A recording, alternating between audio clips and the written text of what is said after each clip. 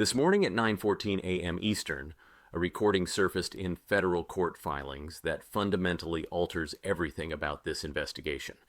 Before you dismiss this as another political story going nowhere, understand what we're actually dealing with. I'm not talking about speculation or anonymous sources. I'm talking about audio evidence, actual recordings, words spoken by identifiable voices, and a timeline so clear that prosecutors couldn't have scripted it better. After 3 decades building obstruction of justice cases, prosecuting organized crime and corrupt officials, I can tell you with absolute certainty, when you have someone on tape ordering the destruction of evidence after receiving a federal subpoena, that's not a gray area. That's a prosecutor's roadmap to conviction, the kind of evidence that makes defense attorneys start serious plea negotiations.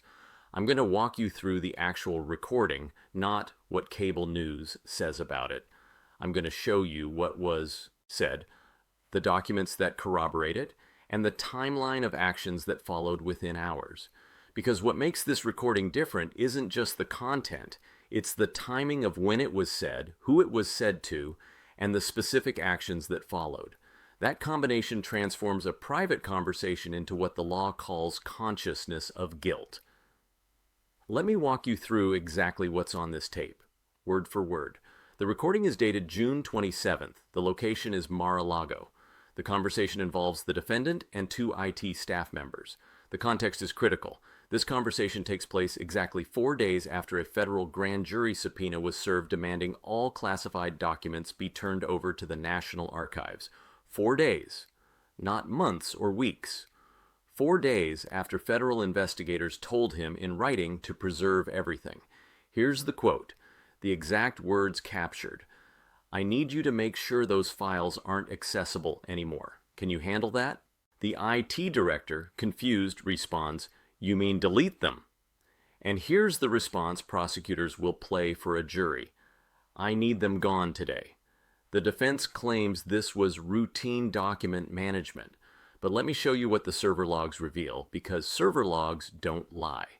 June 27th, conversation happens at 2:47 p.m.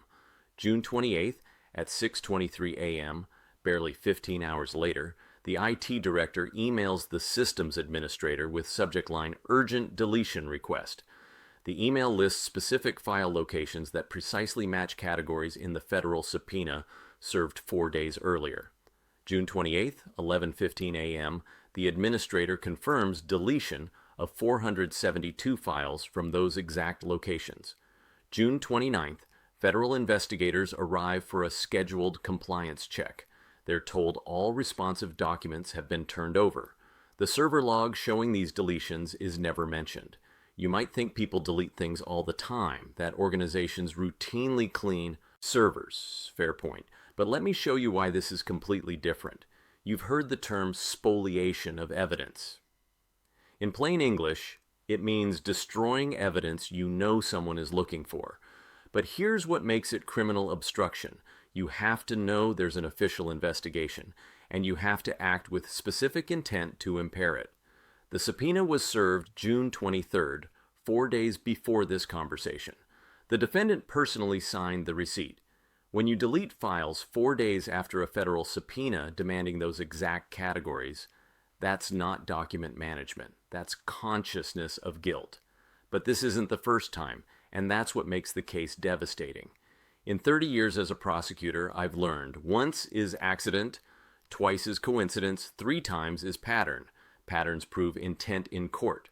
March 15th, first incident.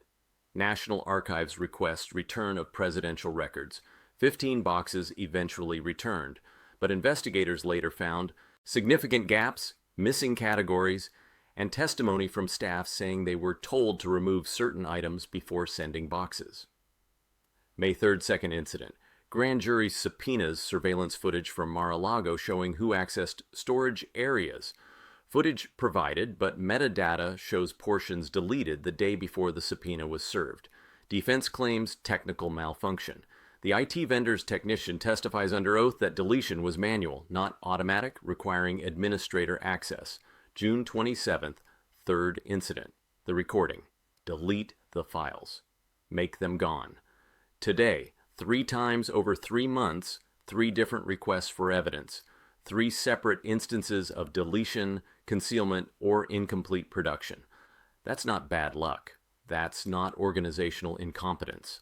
That's a deliberate pattern specifically designed to obstruct a federal investigation. And here's what prosecutors will argue. The pattern shows intent beyond reasonable doubt. You might argue one deletion was accidental, but when it happens 3 times, each time immediately after investigators request specific materials, that proves you knew exactly what you were doing. So what does this evidence actually prove in a courtroom? Let me break down what obstruction of justice requires as a legal standard. To prove obstruction, prosecutors must establish 3 elements beyond reasonable doubt. Element 1. There was an official proceeding, that's the federal grand jury investigation. Grand jury subpoenas were issued under court authority. No dispute. Element 2. The defendant knew about that proceeding. He personally signed the subpoena receipt on June 23rd. His lawyers were in contact with the Justice Department. Multiple witnesses will testify he discussed the investigation. Knowledge is established. Element 3. The defendant took action with specific intent to obstruct that proceeding. This is where the recording becomes devastating. Delete the files, make them gone today. Spoken 4 days after receiving a subpoena demanding those exact files. The timing alone proves intent, but prosecutors have more. They have the pattern of 3 incidents. They have server logs proving deletions happened. They have emails showing the deletion was urgent and immediate. They have testimony from IT staff about what they were ordered to do. Some might ask, what if he didn't know deletion was wrong? What if lawyers told him he could manage documents? Here's why that doesn't work. First, subpoenas explicitly instruct preservation of all responsive materials. Standard language says, do not destroy, alter, or conceal any documents responsive to this request.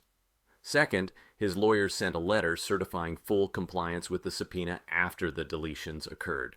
If lawyers didn't know about deletions, that's obstruction. If they did know, that's conspiracy.